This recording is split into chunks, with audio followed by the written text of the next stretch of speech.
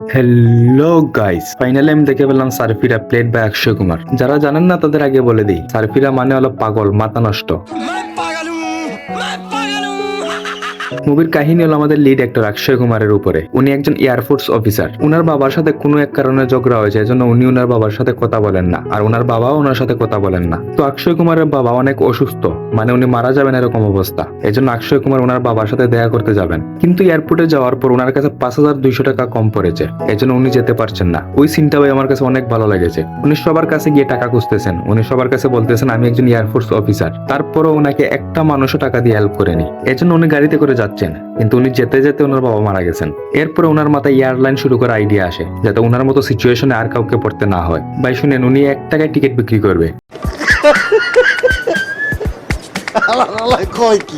এটা আমার কাছে অনেক হাস্যকর মনে হয়েছে, আপনার কাছে নাও মনে হতে পারে। আচ্ছা যাই হোক, এটাই মুভির কাহিনী। উনি এয়ারলাইন শুরু করার মাঝে কি কি প্রবলেম আসে আর এইসব প্রবলেম কিভাবে সলভ করেন, এগুলো আপনারা মুভির মধ্যে দেখতে পারবেন। কিন্তু কিছু কিছু জিনিস মুভির মধ্যে আমার অনেক বেশি ভালো লেগেছে। যেমন স্বপ্ন থেকে শুধু বসে থাকলে হবে না, স্বপ্ন পূরণ করার জন্য কষ্ট করতে হবে, চেষ্টার পর চেষ্টা করে যেতে হবে। শুধু একবার ট্রাই করলাম, হয়নি, বাদ দেন ভাই, হবে না, আমি পারবো না, এটা বললে হবে না। স্বপ্ন পূরণ করার সফরে আপনি অনেকবার ফেল হবেন, এজন্য স্বপ্নকে বাদ দিলে হবে না, আবার ট্রাই করতে হবে। এই জিনিসটা অনেক সুন্দরভাবে দেখানো হয়েছে। এরপর হাজব্যান্ড ওয়াইফের সম্পর্ক, একজন আরেকজনের উপরে বিশ্বাস, হাজব্যান্ডের যা আছে এগুলো ওয়াইফের, ওয়াইফের যা আছে এগুলো হাজব্যান্ডের। এই জিনিসটা অনেক সুন্দরভাবে দেখানো হয়েছে। একটা সিনও আছে যেখানে অক্ষয় কুমার রাধিকার কাছে 15,000 টাকা ধার চেয়েছেন। 15,000 रुपए उधार दे दोगी तो? এজন্য রাধিকা রাগ করে ফেলে। রাধিকা বলে তুমি আমার কাছে ধার চাইবা কেন? আমার যা সব তোমার, তোমার যা সব আমার। मैंने क्या बोला था कि तेरा मेरा नहीं चलेगा। मेरे सारे केक तुम्हारे और तुम्हारे सारे प्लेन मेरे। শুনতে কতটা ভালো লাগে না? এরকম ওয়াইফ যাতে সবাই পায়, জন্য আমি দোয়া করব। এরপর আপনারা দেখতে পারবেন বন্ধুত্ব সম্পর্ক, গ্রামের মানুষের ভরসা, সবকিছুই ঠিক ছিল। যদি রিমেক না হতো তাহলে অনেক বেশি ভালো লাগতো এই মুভি। এখন পারফরমেন্সের কথা যদি বলি, পারফরমেন্সের কথা বলার আগে আরো একটা ইনফরমেশন দিয়ে দেই। এই মুভি একটা তামিল মুভির রিমেক। তামিল মুভির নাম হলো সুরারাই পট্রু, প্লেড বাই সুরিয়া।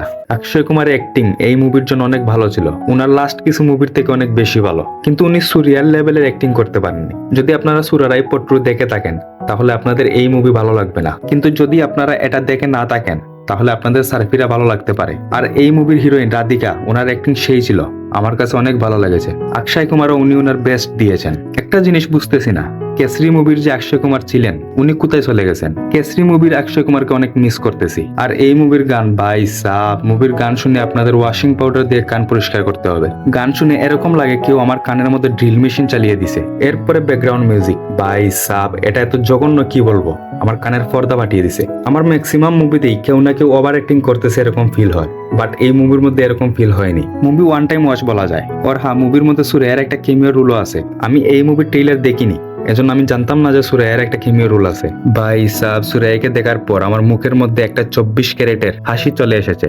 আমি সুরাইয়ার অনেক বড় ফ্যান। তাহলে আজকের জন্য এখানে শেষ করে দেই, নাকি আরো কিছু বলবো? ওকে ওকে, তো গাইস আজকের জন্য এতটুকু। কথা হবে আরো একটা ভিডিওতে। আর হ্যাঁ, আমার ভিডিও যদি আপনাদের 1%ও ভালো লাগে তাহলে ভিডিওতে একটা লাইক আর সাবস্ক্রাইব করে দিয়েন। Tata, bye bye. আর একটা কথা বলতে ভুলে গেছি, এরপর ইন্ডিয়ান 2 এর রিভিউ আসবে, এজন্য অন্তত সাবস্ক্রাইব করে দিয়েন।